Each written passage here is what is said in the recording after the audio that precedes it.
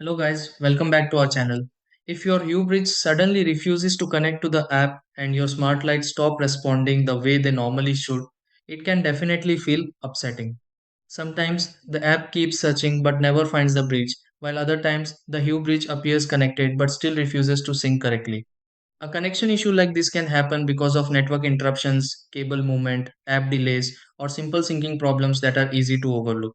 Before thinking something major happened to your smart lighting setup, there are a few simple things worth checking because many Hubridge connection issues can improve after quick adjustments. Let's go through several easy steps that may help fix a Hubridge not connecting to the app. Try these.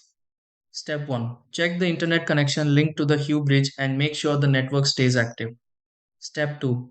Inspect the cable attached to the Hubridge and confirm it fits securely into the router. Step 3. Close and reopen the app connected to the Hue bridge if syncing still does not begin normally.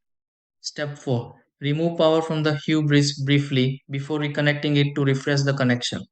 Step 5. Watch the indicator lights on the Hue bridge and confirm they appear stable after restarting. Step 6. Open the app again and reconnect the Hue bridge to confirm devices begin responding normally.